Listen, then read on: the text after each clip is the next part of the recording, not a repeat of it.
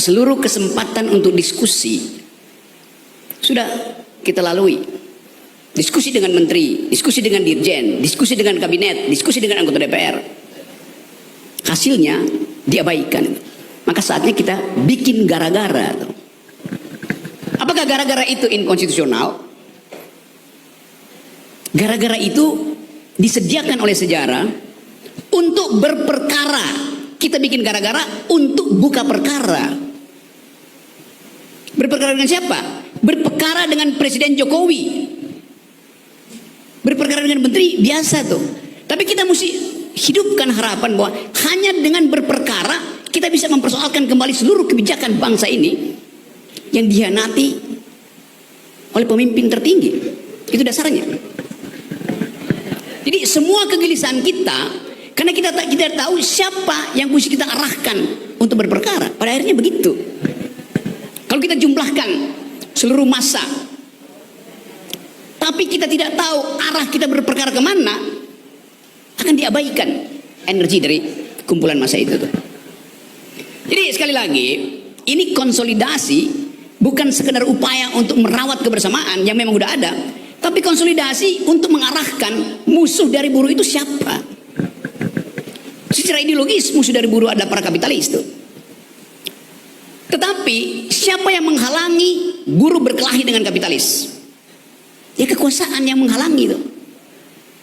Seluruh sejarah perburuan dunia adalah konfrontasi artinya proletar dengan kapitalis, antara buruh dan pemilik modal.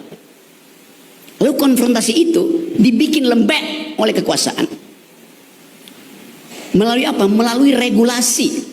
Jadi regulasi itu adalah upaya untuk menghalangi konfrontasi historis antara pekerja dan majikan. Itu ya. Kami bagi ini dari tim hukum dari DPP PD Perjuangan ini kami lengkap satu tim. Turunin gitu. Maksud kedatangan kami hari ini ke Barreskrim Mabes Polri untuk membuka laporan, membuat laporan polisi atas dugaan pelanggaran hukum yang dilakukan oleh saudara Rocky Gerung. Kenapa dilaporkan? Kami mendengar, melihat, dan hari ini kami mencatat beberapa pelanggaran hukum yang kami duga dilakukan oleh saudara Rocky Gerung. Bahwa pada waktu dia berbicara di hadapan para buruh yang bertempat di Bekasi, di hadapan para buruh Federasi Serikat Pekerja Logam Elektronik dan Mesin di Kabupaten Bekasi, ada fitnah yang dilakukan oleh, kami menduga ada fitnah yang dilakukan oleh saudara Rocky Gerung. Yang pertama, Jokowi berupaya menunda pemilu 2024 karena Jokowi tidak pernah peduli kepada buruh. Yang kedua, jika pemilu ini terhalang oleh ambisi presiden, apa yang kita lakukan? People power. People power yang akan kita lakukan mulai dari tanggal 10 Agustus 2023. Yang ketiga, ambisi Jokowi mempertahankan legasinya. Dia pergi ke Cina buat nawarin IKN. Dia mondar-mandir ke koalisi yang satu ke koalisi yang lain untuk mencari kejelasan nasibnya.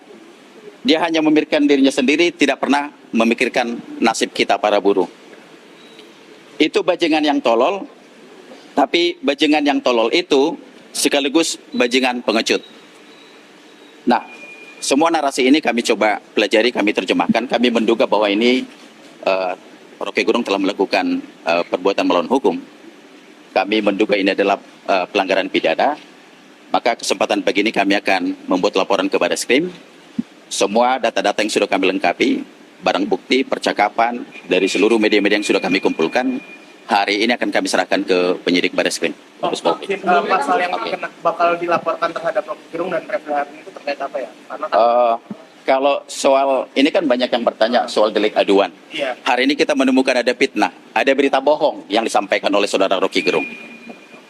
Ya kan? Jadi kalau misalnya berita bohong, ini Presiden Joko Widodo ini nawarin IKN nih.